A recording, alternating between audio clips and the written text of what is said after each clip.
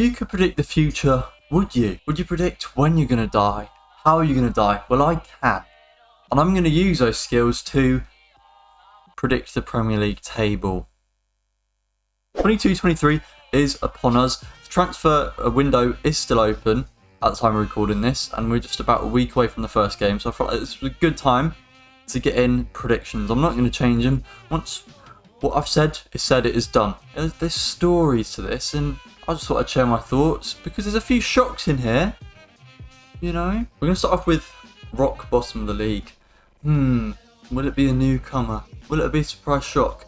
Of course it's bloody Bournemouth. Of course it is. Get out of our league. You're not welcome here. Next up, we have another newcomer. Goodbye Fulham. They're just Norwich in different colours. Just the yo-yo club. Up, down, up, down, up, down. Goodbye. Fuck off. You probably expect me to go Forest here. Just 3 sides, straight up to the throne, straight back down the threat. But no, Everton's tenure's over. James Tarkowski is a good signing, but I think they've been well-lead in pre-season. I'm not sure Frank has got the minerals to do a relegation scrap over the whole season. So that concludes our relegation teams. But who's going to be battling it out? Who's really there? They might dip down a few times, you know. They might just put their feet in. Test the waters. Well, that would be Forest. Jesse Lingard on 200 grand a week. That is such a gamble. They've made some good signings. You've got Iowaniwi or whatever his bloody name is. I think he got 13 goals in the booty last season.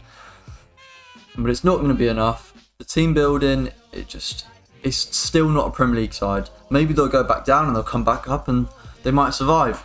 But I am not backing it.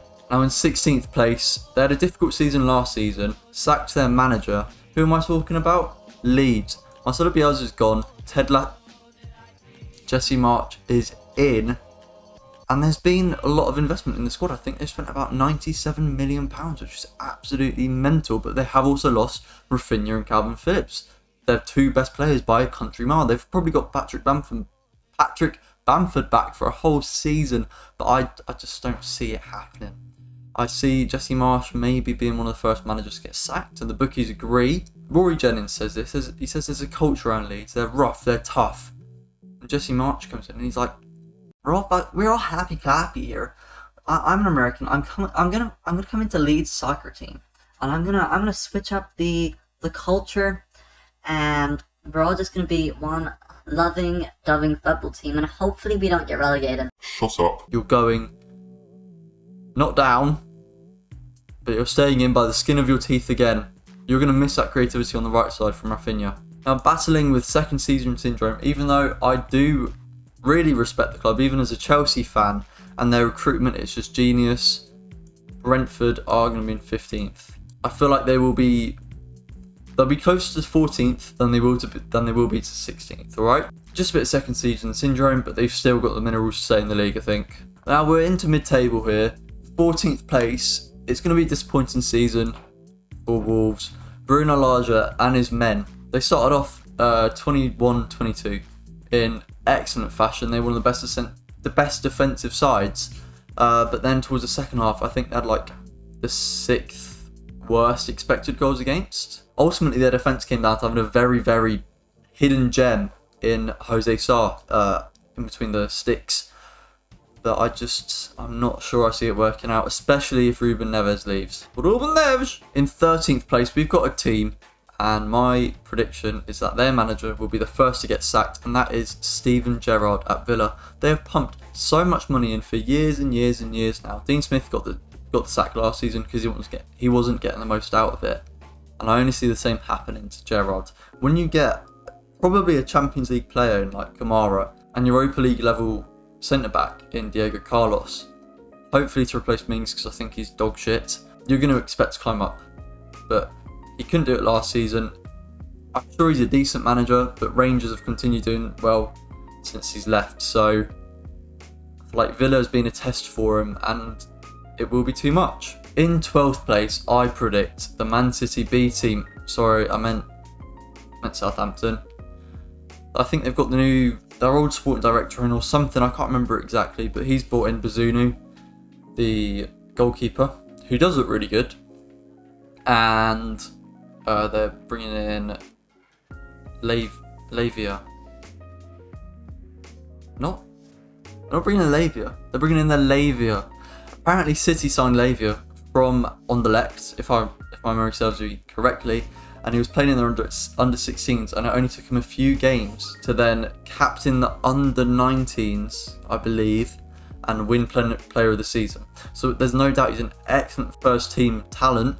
Southampton are probably going to put the faith in him to like be a Premier League starter, which is just madness. But I feel like you've got to trust it. In 11, I'm putting Leicester straight in there. Brendan Rodgers, I'm not convinced by him, everybody knows that. And they are the only side in Europe's top 5 leagues to not have made a signing yet. And on top of that, it still looks like there's a high likelihood that they'll be selling Tielemans for a minimal fee, and maybe Wesley Fofana to Chelsea. It's just not looking good for them. I think Jamie Vardy's turning 35 or 36. Patson Daka didn't have the best seasons last season. Kelechi Iheanacho, bit of a lockdown merchant in my opinion, if I'm being perfectly honest. That brings us to 10th. People having a decent season. 10th, that is the most average, equally good as they are bad team.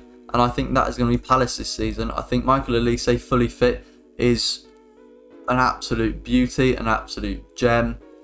I back him to do well with Eberechi Eze as well. I think both came from a QPR.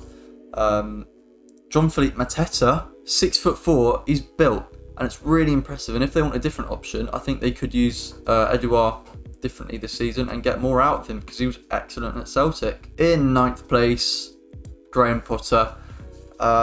He's lost Basuma, and he might lose Cucurella to either Chelsea or City, but that hasn't happened yet. Basuma has, and for me, he's definitely a Champions League player. So to lose that sort of anchor in your team, which he was, who could also run up forward and attack, contribute to attacking play, it's going to have a bit of an effect on their performances. Statistically, they should be scoring, and they haven't for seasons now.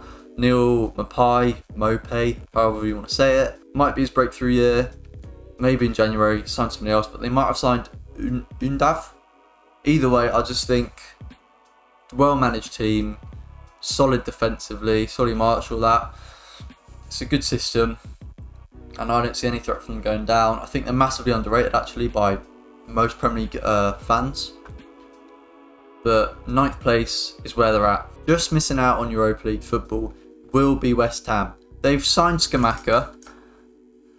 Interesting, tall, strong forwards from Sassuolo. Does Antonio start playing out on the right, replacing Ben Rama's output? I don't know. Get rid of Kurt Zouma because he kicks cats. So if you look at remaining clubs, we've got the big 6 and the upcoming star, and that is Newcastle.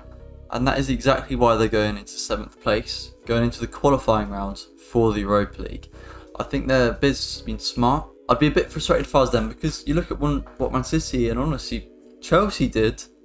They could just go out and do whatever they wanted, but Newcastle being restricted, and they've played by the rules, and that might benefit them, making smart strategic signings as opposed to Robinho. I know that's a go-to example, but signing Sven Botman and Bruno Guimaraes and holding on to St. Maximan and a fully fit Callum Wilson, fingers crossed. They've missed out on Hugo Ekitike, but I just see them climbing. People think Eddie Howe will be the first to get sacked. I think he's got credit in the bank because they got off to one of the worst starts in Premier League history last season. Howe comes in and absolutely steadied the ship, and I think what is most important, regardless of results, it could have been the most boring football, but I think the players have a respect for him there and they'll fight for the badge. 6th place, United. They've had a good pre-season. Martial's looked sharp. Rashford's looked sharp. Sancho, he has also looked very, very, very decent. Beating Liverpool, not the strongest Liverpool side, but Ten Hag, first and foremost, he solves what United need, and that is a culture change, and not a tactics change, just tactics. Like maybe Ralph Rangnick maybe made them look like they had a few more distinct patterns of play, but Ten Hag is a tactician. He's a very good manager. But don't overshoot. Don't aim for top 4 because you will be let down. If you get anything lower than 6th, it is disappointing with or without Ronaldo. And if you get anything above 6th, then you've done a cracking job, because those remaining 5 teams there, Arsenal, Chelsea, Liverpool, City and Spurs, have all strengthened and have the very good managers. But that does beg the question, who is just missing out on top 4? Take a guess. Who do you think? Because I'm putting Arsenal in there. Arteta, like I say, sort of similar to Ten Hag, he's done the culture change. If you look at Arteta's starting 11 when he first came in, compared to now, he's gone from Lacazette to Gabriel Jesus.